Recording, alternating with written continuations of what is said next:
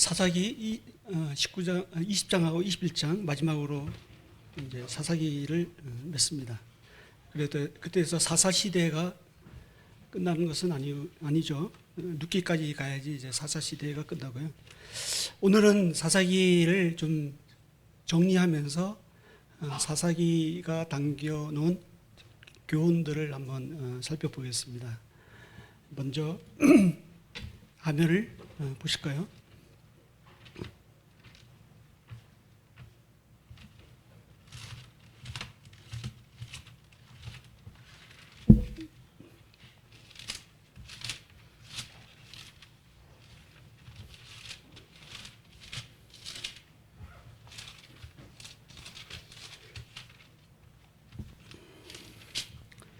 예, 사사기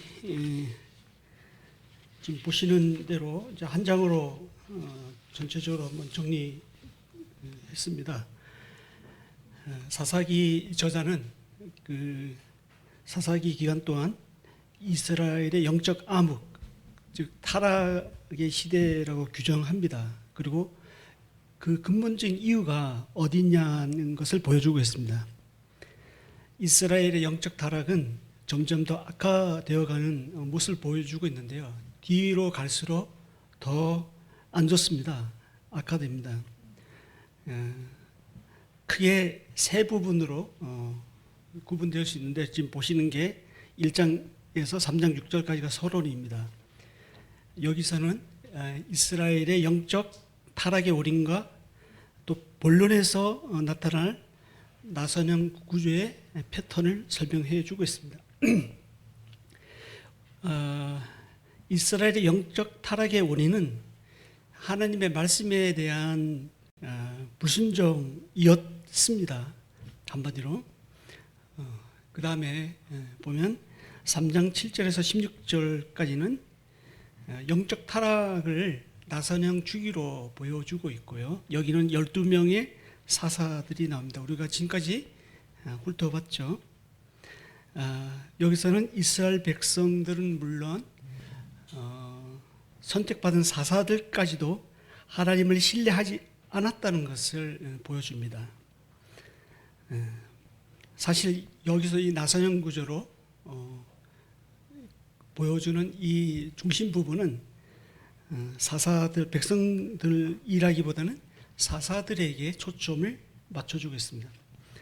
사사들은 하나님을 그들의 왕으로, 자신의 왕으로 모시기보다는 자신의 권모, 술수나 자신의 힘, 그 다음에 자신의 야망, 욕망을 자신의 왕으로 모심으로 인해서 백성들이 하나님을 왕으로 모시지 못하게 하는 빌미를 사사들이 제공을 합니다. 누가 앞에서 리더하는가가 굉장히 중요하죠. 우리가 아프리카니스탄에서도 볼 수 있듯이 미국이 뭐 20년간에 그렇게 많은 원조를 하고 그렇게 쏟아 부었는데도 이 지도자들이 타락을 하니까, 부패하니까, 자기 배만 채우니까, 백성들이 뭐 중남한과 관계없이 자기 배만 채우니까 결국에는 미국도 뭐 어떻게 더 이상 손쓸 수 없는 거죠. 아무리 훌륭한 월등한 교육을 한다 해도 오히려 그것을 자기의 이익의 방편으로 삼으니까 무너질 수밖에 없습니다. 그만큼 지도자가 정말 위기의 순간에 그 자리를 지키는 사람이 정말 지도자죠. 근데 그 대통령은 어떻습니까? 돈다발이를 가득 싣고 외국으로 제일 먼저 도망갔죠. 정보가 제일 빠르니까 쉽게 도망갔습니다.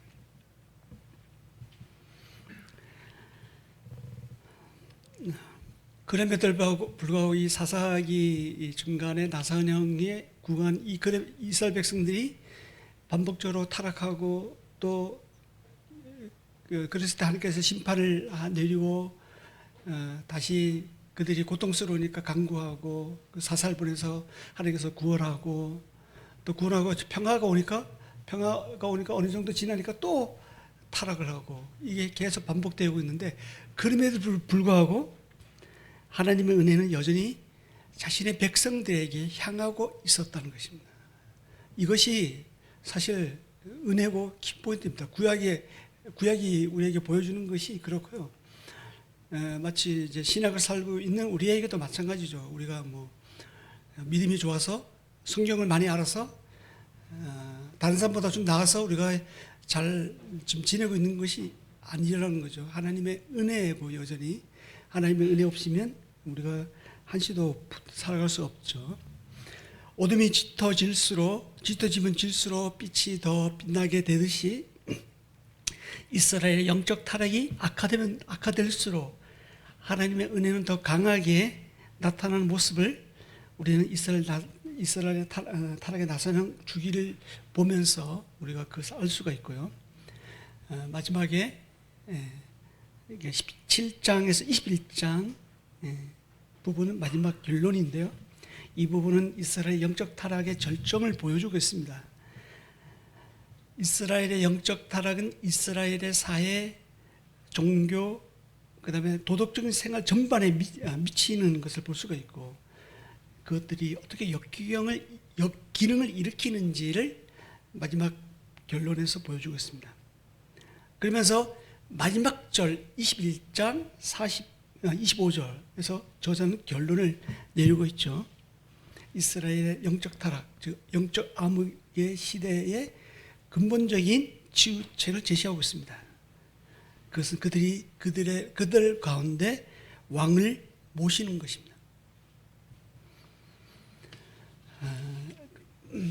다른 각도로 한번 지금 설명드렸던 것을 보실까요? 제가 지금 오늘 이 시간은 좀 몇 번 반복해서 말씀을 드릴 거예요. 그러면서 정리를 하겠습니다. 크게 세 단락으로 나누어지고요. 1장에서 1장 3장 6절까지 1장 2장 중심으로 사사들 등장 배경을 나눈 서론이 나옵니다. 1장에서는 각 지파별로 가난한 사람들을 쫓아내지 못한 이야기들이 나오고 있고, 2장은 결국 남겨둔 잔존 세력들로 인해서 이스라엘이 가나안 문화에 흡수되는 것을 볼 수가 있습니다. 그 다음에 3장 7절에서 16장까지는 사사들의 활동 이야기가 본론으로 나옵니다. 12명의 사사들이 나오고 있고, 이들은 하나같이 하나님 능력을 행했습니다. 그러나 크든 작든 다 타락하고 말죠. 그리고 17장에서 21장 마지막 부분은 사사시대에 있었던 두 사건을 대표적으로 다루면서 결론을 맺습니다. 미가 산상 신상 사건과 레인 첩 사건입니다. 이 두 사건을 통해서 이스라엘의 영적 상태가 어떠한지를 보여주고 있습니다. 하나님을 왕으로 모시지 않는 결과가 영적으로, 도덕적으로, 사회적으로 어떻게 타락해 가는지를 보여줍니다. 사사기는 연대순으로 기록되지 않았어요. 이스라엘의 타락이 어떻게 사건이 지남에 따라서 점점 더 악화되어 가는지를 보여주기 위해서 기록되었습니다. 그것을 어떻게 알 수가 있냐면 결말에 마지막 두 사건을 통해서 보여줍니다. 그중에 오늘 본문인 사사기 20장에 보면 베냐민 지파에 대항해서 이스라엘 12지파가 연대해서 맞서 싸우는 장면이 나오죠. 이때 제사장 비느하스가 나옵니다. 근데 이 비느하스는 요수아와 그의 죽음 직후에 하나님을 섬긴 제사장이었습니다. 그러니까 여호수아 22장 9절에서 34절에 나오는 비느하스가 사사기 마지막 부분에 나오겠습니다. 어떻게 되죠? 사사기가 학자마다 300년, 400년 연대를 정확하게 우리가 추정할 수 없지만 어디간에 400년이라 하면 400년 전에 나온 비느하스가 갑자기 타임머신 타고 400년 후에 나타나서 활동했을까요? 아닙니다. 바로 이 저자가 목적을 가지고, 의도를 가지고 일부러 사사기 마지막 부분에 이 사건을 집어넣습니다. 사사 시대에 많은 이야기들 있고 사건이 있었지만 그 중에 특별히 이스라엘의 부패성이 어떠한지를 마지막 부분에 보여주고 있고, 가장 암묵적인 그 모습을 보여주면서 왕이 그들이 왜 그렇게 됐냐면 왕이 없었기 때문이다. 그걸 다시 말씀드리면 왕이 있어야 된다. 그 왕이 어떤 왕이냐? 두 가지인데, 하나는 인간적으로 다스릴 왕, 어떻게 보면 다윗 왕을 말씀해 주고 있고, 또 하나는 진정한 이스라엘에게 있어야 될 왕, 하나님이 있어야 된다는 것을 보여주고 있어요. 그리고 룻기에 넘어가면서 사사기에서 바로 사무엘상으로 가면 뭔가 좀 안 맞거든요. 그래서 룻기를 집어넣어서 그 다윗이 어떤 혈통에 의해서, 어떤 과정을 통해서 다윗의 시가 다윗의 계보가 이어지고 있는지를 살짝 보여주는 것입니다. 징검다리 역할을 하는 거죠. 두 번째로 사사기가 연대 순으로 기록되지 않다는 것을 우리가 어떻게 알 수 있냐면, 블레셋이 요 마지막 19장부터 나오는 21장까지는 블레셋이 이스라엘 사람들에게 그렇게 위협적인 존재가 아닙니다. 물론 삼손 있을 때 블레셋하고 뭐 싸우고 했지만, 그렇게 뭐 블레셋이 이스라엘 지역을 넘어가서 뭐 이렇게 힘들게 하거나 그렇게 하지 않았어요. 사사기 20장, 21장의 이제 서로 싸우는 군사적인 행동은 이후에는 적용되지 않고, 이 블레셋은 특히 사무엘, 사울, 다윗 시대 때 블레셋은 이스라엘에게 굉장히 중요한 적이었죠. 이스라엘 지역을 다스렸습니다, 실제로. 그렇기 때문에 이 사사기 뒤에 나오는 이 전투 장면, 블레셋은 없어요. 그래서 이것은 연대기적으로, 연대순으로 기록되지 않았다는 것을 보여줍니다. 사사기 결말에 있는 이 두 사건이 성경 앞에 아닌 뒤에 기록된 이유는, 사사기 연대순으로 사사기 여러 사건이 있었지만 그 사건을 보다 더 악한 사건이었기 때문에 구조상 그렇게 배열을 했다고 볼 수가 있습니다. 다음은 이제 19장 결론 부분 두 이야기 화면을 보실까요? 사사기 결론 부분 17장부터 21장은 두 개의 이야기가 나오죠. 17장, 18장은 우리가 살펴본 대로 미가의 신상 사건이 나옵니다. 이를 통해서 이스라엘의 영적 타락을 보여주고 있고요. 그리고 지난주에 했던 19장, 오늘 할 20장, 21장은 레인의 첩 사건을 통해서 바라본 이스라엘의 도덕적 부패를 보여주고 있습니다. 이 두 사건은 모두 레위인과 관련이 있습니다. 레인의 개인의 운명이 곧 민족 전체의 삶에 영향을 끼치는다는 그런 공통점이 있습니다. 또한 이 두 이야기는 모두 실로에 대해서 언급하고 있습니다. 앞에 이야기는 17장, 18장 이야기는 성전 언급으로 끝나는 반면, 이제 뒤에 나오는 레인의 첩 사건에서는 21장에서는 실로의 여인들을 납치하는 장면으로 끝납니다. 그리고 그러다가 사무엘 상에 접어들면서 한나 이야기가 나올 때 실로가 다시 이제 실로라는 지명이 다시 언급이 되죠. 그래서 이 두 이야기는 실로와 연관이 되어 있습니다. 이 두 사건은 사사시대의 이스라엘 영적 상태를 보여주고 있는데요. 사사시대의 약 400년의 역사를 왜 기록할 수밖에 없었는지 저자의 의도를 분명히 밝히고 있습니다. 여기서는 사사들이 활동했던 것처럼 그들이 악행으로 인해서 범죄하고 또 범죄에서 심판을 받고 심판에 의해서 고통을 받고 또 그로 인해서 하나님께 간구하고 그래서 사살벌에서 구원한 이 사이클이 19장에서 21장에 나타나지 않습니다. 새로운 공식이 등장합니다. 그것은 각 장마다 나오는 것이 있죠. 그것이 그때 이스라엘의 왕이 없으므로 사람이 자기의 소견에 옳은 대로 행하였더라고 나옵니다. 17장 6절, 18장 1절, 19장 1절, 21장 25절 이렇게 언급되고 있습니다. 그러면 사사기 20장 한번 보시겠습니다. 지도를 보시면서 20장, 21장을 한번 보시겠습니다.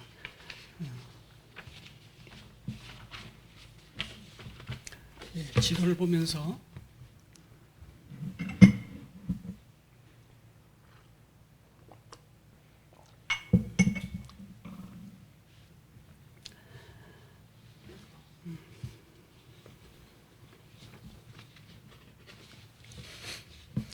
먼저 이게 에브라임 오른쪽 에브라임 지역을 한번 제가 여기 원격으로 조절하겠습니다.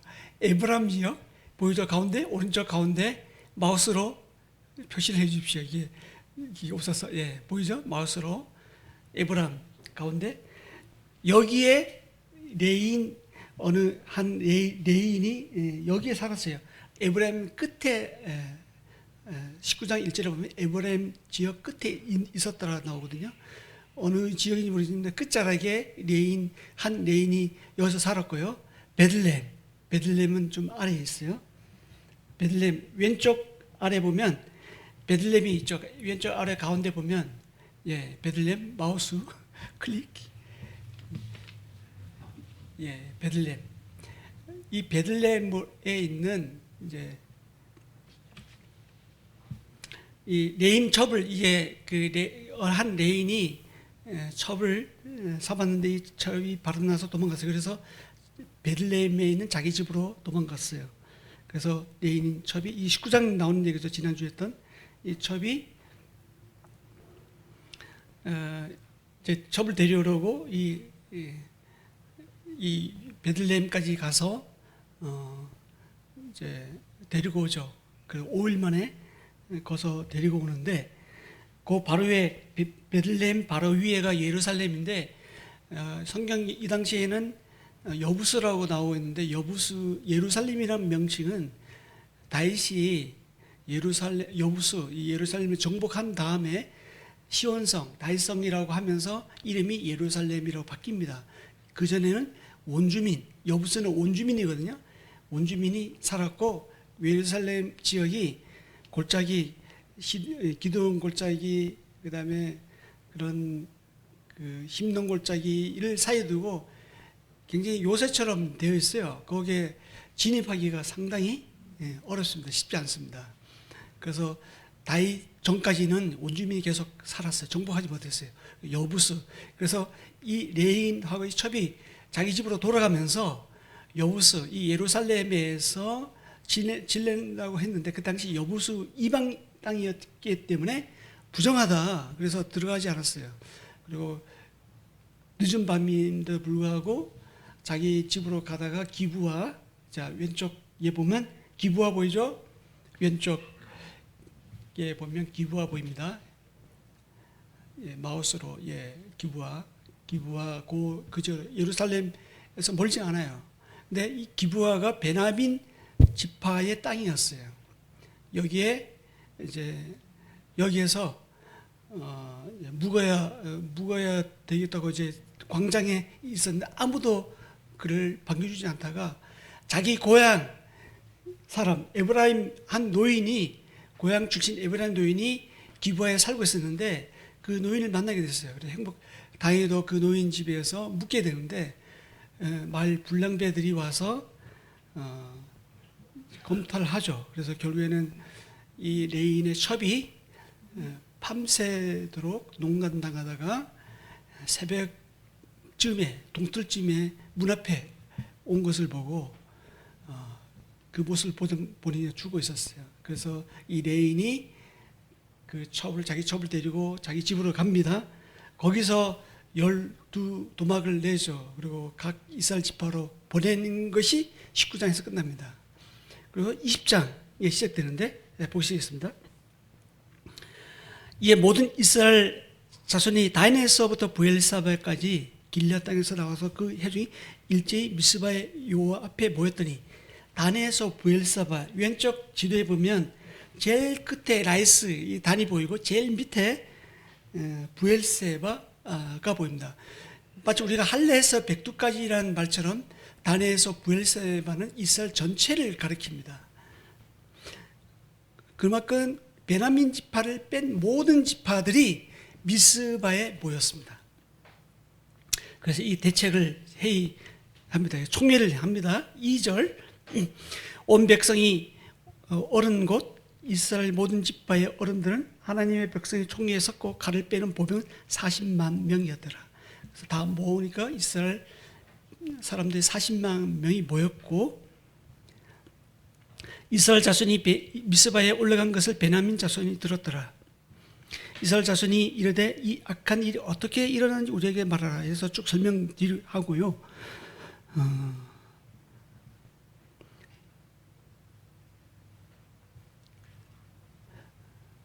10절 보시겠습니다. 우리가 이스라엘 모든 지파 중에서 100명의 10명 후반절에 베냐민의 기브아에 가서 그 무리가 이스라엘 중에서 망령된 일을 행한 대로 징계하리라 이렇게 얘기하고 있고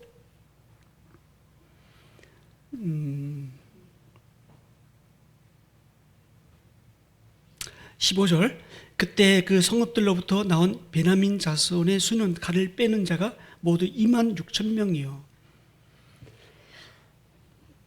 기브아 주민 중에서 100명, 700명을 이제 택했고 그 중에서 40만 명과 2만 6천 명. 게임이 안 되죠. 거의 뭐 25분의 거의 뭐 15분의 1 되나 거의 뭐 사실 수적으로도 뭐 이게 안 됩니다. 그럼에도 불구하고 베냐민 지파는 이스라엘 백성들은 처음에 그 불량배들을 이 악행을 행한 자를 내 나라 우리가 그들을 심판하겠다 이렇게 했는데 베냐민 지파들이 말을 안 들었어요. 이게 잘못된 선택을 하면서 비극이 시작됩니다. 네, 미스바 좀 이따 이제 그 미스바 왼쪽 지도에 보면 미스바가 보이죠? 기브아에서 가까워요. 이렇게 보면 거기 굉장히 구릉 지역 산지이기 때문에 이렇게 그 미스바하고 기브아하고 미스바는 약간 이렇게 계곡이 있고요. 보입니다. 이렇게 보면 바로 가까이 있는 것처럼 보여요. 실제로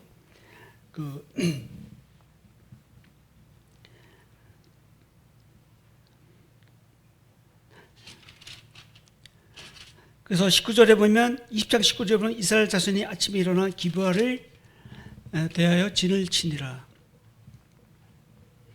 그래서 이제 싸움이 일어나고요.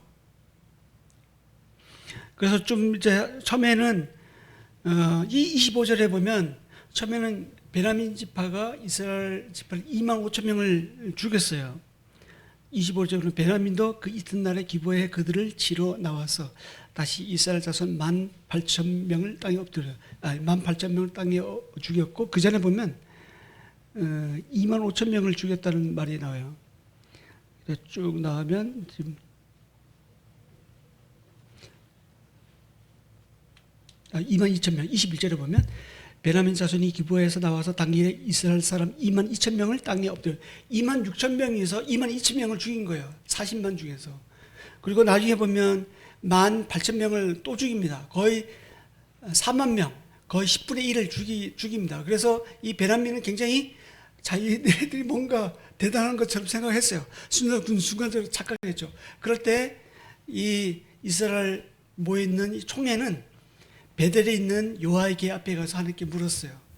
하나님 어떻게 합니까? 그리고 저 치러 갑니까 말입니까 할 때 치러 가라 했어요. 그래갖고 그 기브아의 성에 유인해갖고 성을 비기해서 급습을 해갖고 결국에는 기브아 사람이 거기서 꽤 많이 죽죠. 거의 2만 2천 명이 2만 5천 명이 죽습니다. 그 1,000명 정도가 남아 있고 그다가 최종적으로는 600여 명이 이제 남게 되죠.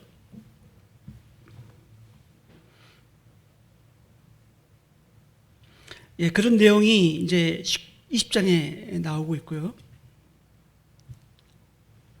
47절에 보면 베냐민 사람 600명이 돌이켜 광야로 도망하여 림논 바위에 이르러 거기서 넉 달 동안 지냈더라. 그래서 결국 600명이 광야로 도망가서 구사일생으로 자기 목숨을 살렸습니다. 이 광야는 굉장히 동물도 많고 요새처럼 생기기 때문에 쉽게 이게 참 찾기도 어렵고 그런 지역이 아마 동물 같은데 숨었을 것 같아요. 21장에 보시면 이스라엘 사람들이 미스바에 맹세하여 이르기를, 미스바에 다시 모였어요. 이스라엘 사람들이 다시 대책을 강구해요. 한 지파가 우리 중에 사라질 거 위기감을 이제 갖게 되었습니다.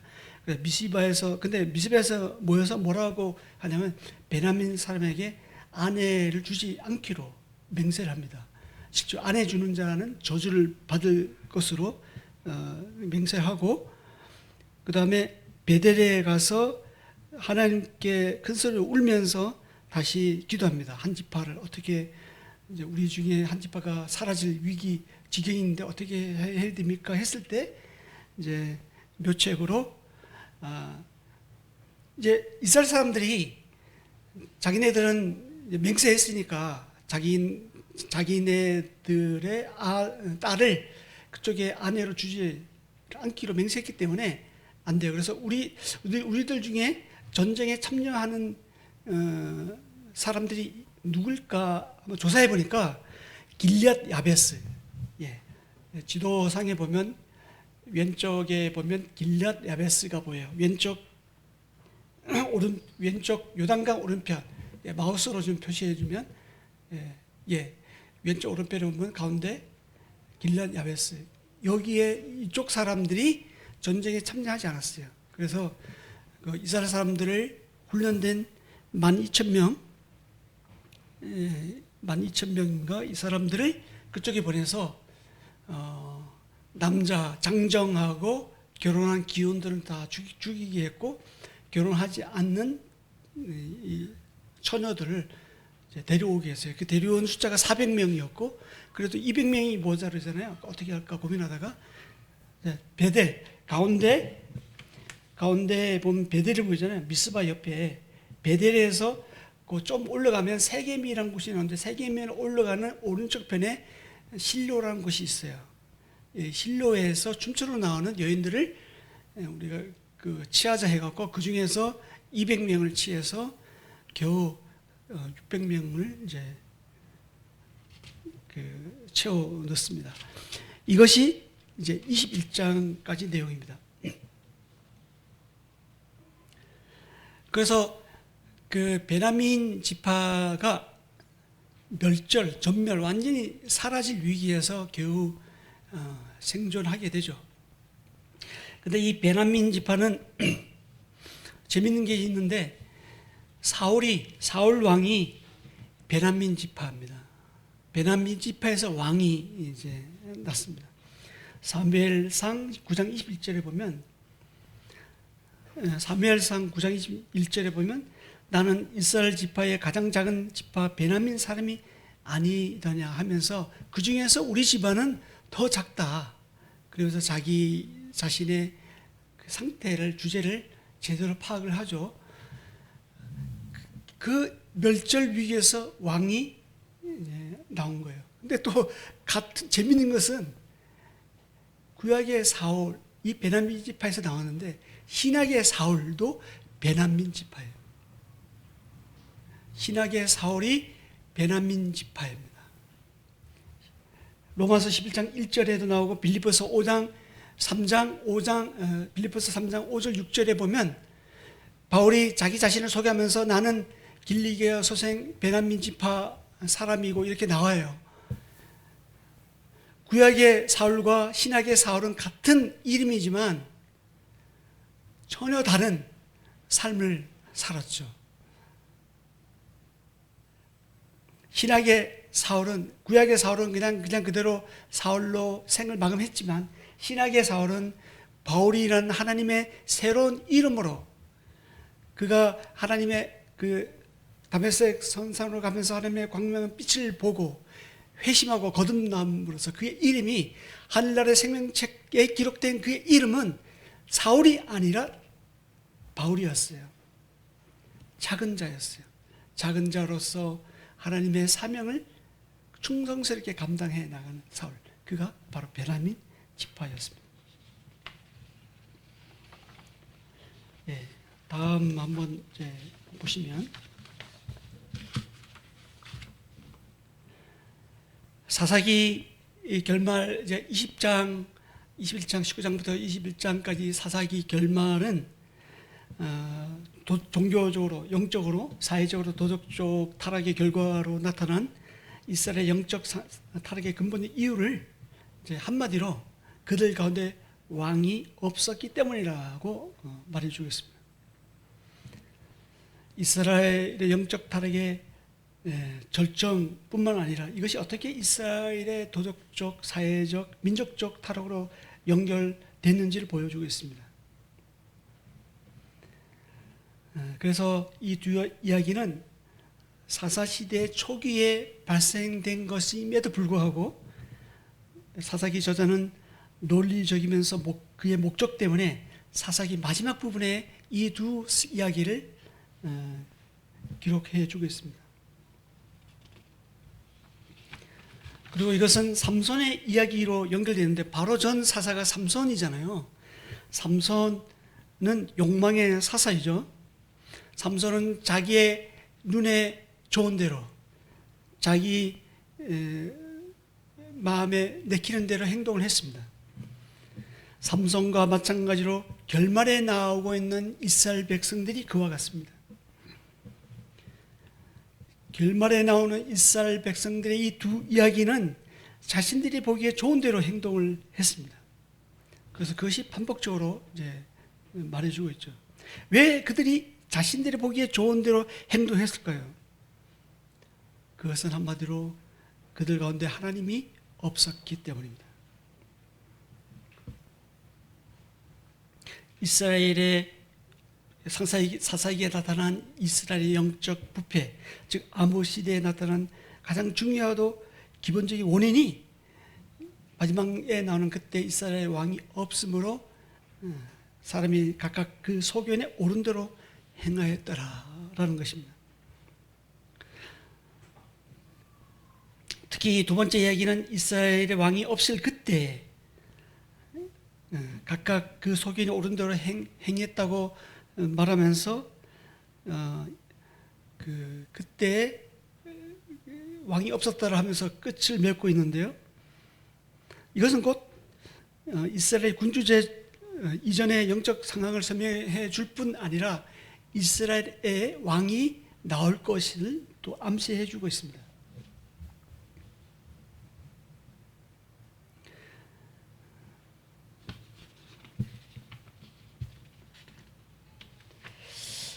두 번째 이야기는 이제 20장, 21장에 나오는 19장부터 나오는 이 두 번째 이야기는 민족으로서 이스라엘 위기 그리고 이스라엘 존재 자체가 도덕적 부패로 인해서 위태로운 상태에 빠지게 되었다는 것을 보여주고 있습니다.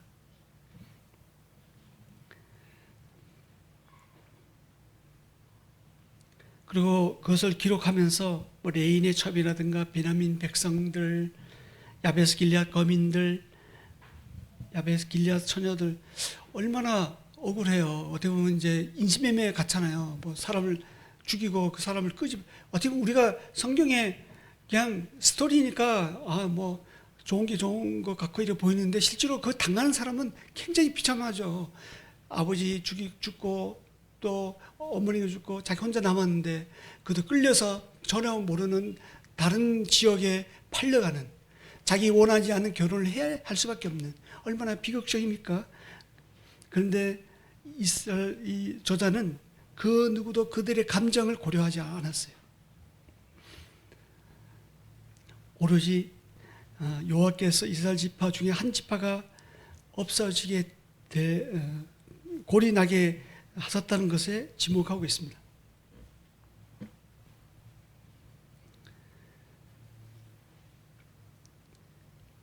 결국에는 그들은 이스라엘에 왕이 없기 때문에 결국 자기 소견대로 행했습니다.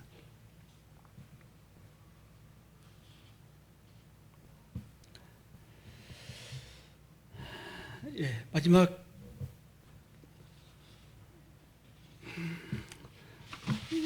이것을 보면서 우리는 무엇을 알 수가 있을까요? 하나님을 왕으로, 진정으로 하나님을 왕으로 모시지 않으면, 하나님 말씀을, 곧 다시 말씀드리면 하나님의 말씀의 다스림을 받지 않으면, 말씀에 내가 통제되지 않으면 결국에 내 뜻대로 한다는 거예요. 그죠? 그렇지 않습니까? 결국에는 내 생각대로 행동을 하게 된다는 것입니다. 이스라엘 백성들은 약속의 땅에, 그렇게 가고 싶어하는 적과꾸리는 흐르는 약속의 땅에 들어가 살았지만, 그렇지만 그들은 하나님의 통치를 스스로 거부했습니다. 민족의 3요소는 다 아시겠지만 세 가지잖아요. 땅, 영토, 땅, 그 다음에 사람, 백성, 주권이잖아요. 우리나라가 왜 일제시대 때 식민지가 됐습니까? 땅도 있었고 사람도 있었는데 주권이 뺏기니까 우리가 모든 것이 뺏기는, 자유도 뺏기고 평안도 뺏기고 우리의 풍요로움도 뺏기지 않았습니까? 어디에 있든지 가장 중요한 것이 바로 주권입니다. 하나님께서, 특히 예수님께서 신약에서 하나님 나라, 그 다음에 초대교회 때 사도행전에서 전파했던 하나님 나라, 그 하나님 나라는 바로 주권의 문제였습니다. 누구의 깃발을 내 마음에 꽂는가의 문제였습니다.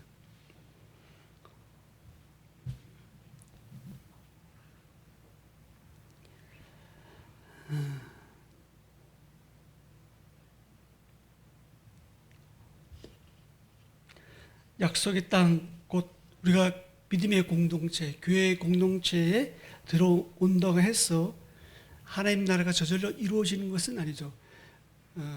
얼마 전에 디캄 형제님인가 초대 우리 교회, 우리 한국에 수고했던 그 형제님 인터뷰한 것을 제가 봤는데, 결국에는 우리 한국에 복음이 뿌려지면서 한 번 구원은 영원한 구원이라는 것은 맞는데, 어찌 그것이 잘못 의미가 전달되어 갖고 침례받으면 아무도 안 하는, 손을 넣는, 스스로 주권을 포기하는, 그것은 잘못했다, 이렇게 얘기하더라고요. 정말 뒤늦은 회개가 아니겠습니까? 우리가 원래 복음은 그런 것이 아니었죠. 신학시대 때부터, 초대교회 때부터 교회 역사 가운데 신실했던 그리스도인들을 봐도 한번 얻은 구원은 그들의 삶이 정적으로 헌신되고 열심히 있는 삶을 살았습니다. 하나님 나라는 믿는 순간 시작되긴 하지만 그 나라는 하나님의 말씀의 다스림, 그 말씀에 내가 몸서리 떨어 소름 떨어 울고 그 말씀에 순종하기 위해서 정말 그 십자가 같은 고통을 느끼는 그 가운데서 이루어집니다. 이것이 바로 성화의 과정이고, 이것을 우리는 꺼려하지만, 이것은 그 누구든 우리가 십자가를 원하지 않습니다. 그렇지만 십자가 없는 영광은 없기 때문에 반드시 이 과정을 통해서 우리가 영적으로 성숙해진다는 사실입니다. 다음 화면을 보시겠습니다.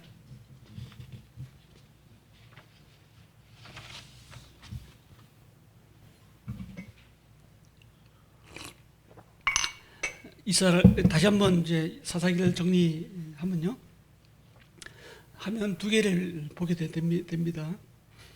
사사시대의 혼란과 원인을 보시겠습니다. 네 가지로 정리할 수 있는데, 첫 번째 사사시대의 혼란의 불신은 가나안 족속의 일부를 남겨두었기 때문입니다. 그들은 이스라엘 사람들은 다 쫓아내지 못했죠. 결국 남겨진 족속들이, 원주민들이 이스라엘 사람들에게 가시와 올무가 되었습니다. 두 번째는 남겨진 가나안 주민에게 그들은 동화되었습니다. 원주민과 살다 보니까 그들의 가치관, 그들의 추구하는 그런 이념, 그런 것들을 따라했습니다.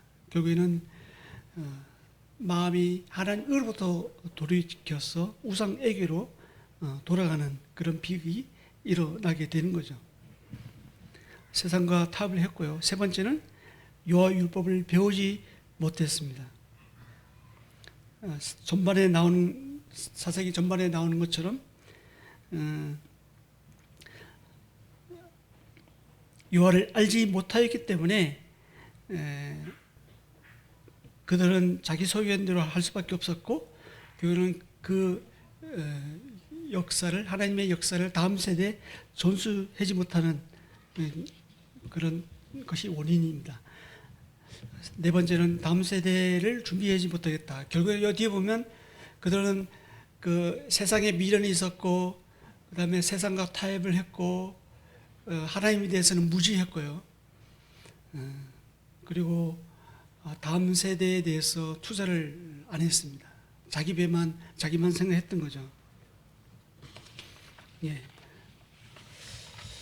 사사시대 교훈은 다음 보면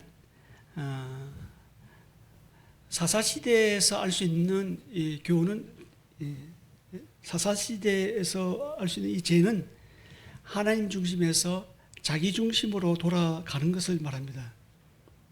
하나님 말씀에서 벗어나는 것이라고 할 수 있는데, 이 죄는 철저하게 자기 중심성이라는 것이죠. 두 번째는, 이거 넘어가겠습니다. 마지막으로 사사기 주요 특징을 보시면요,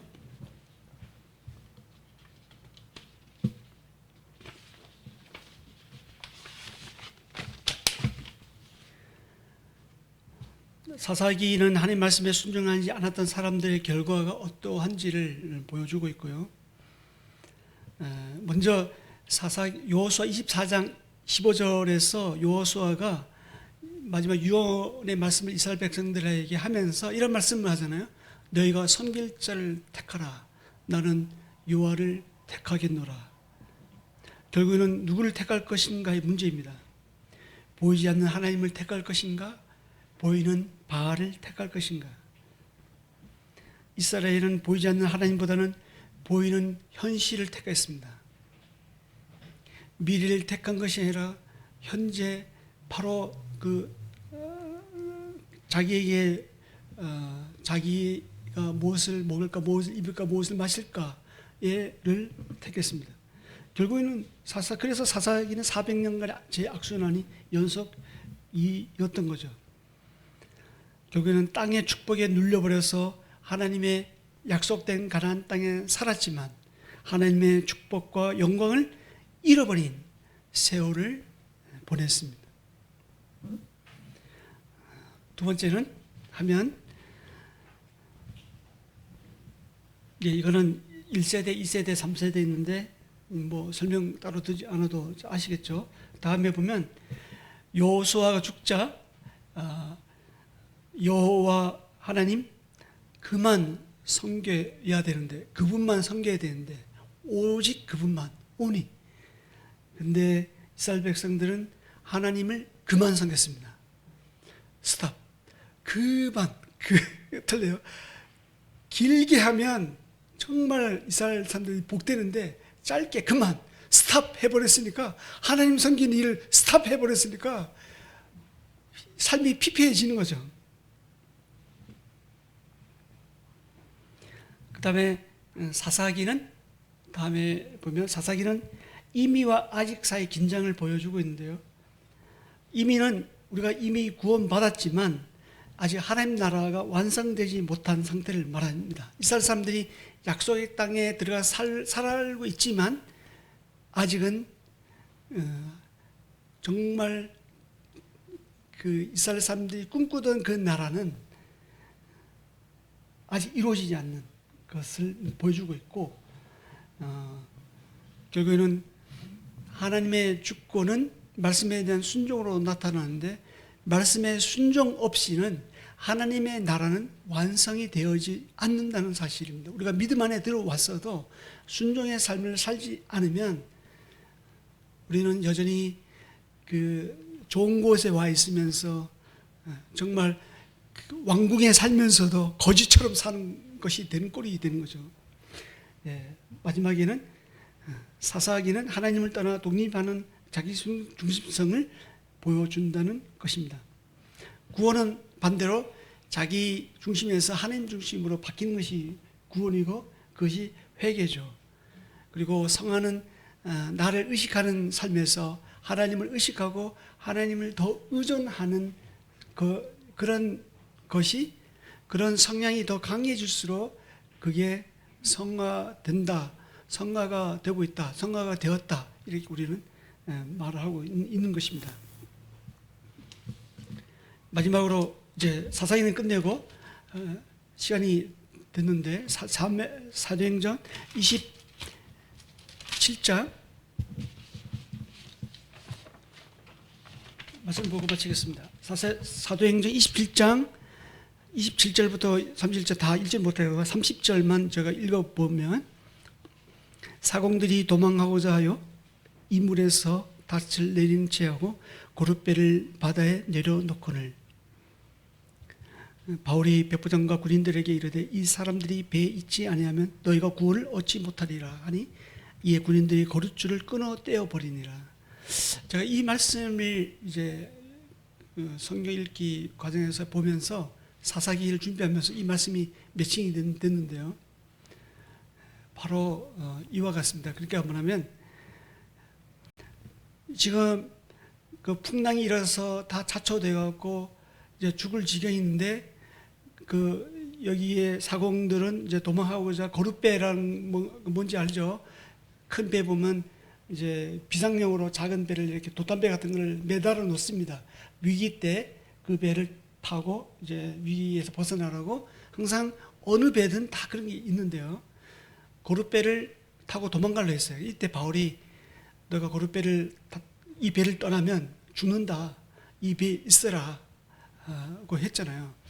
그럴 때 이 사공들이 선장의 말을 안 듣고 바울의 말을 들었습니다. 앞에서는 선장의 말을 들어갖고 이 풍랑을 맞게 되는데, 여기서는 선장의 말을 안 듣고 바울의 말을 들어서 그나마 살 수가 있었죠. 이와 같이 우리는 이 교회라는 이 공동체, 가나안이라는 이 큰 땅에 우리가 들어와 있습니다. 교회라는 이 공동체, 우리가 그 교제라는 이 공동체에 있어야지 우리가 사실 살 수가 있습니다. 하나님 그렇게 우리를 만드셨어요.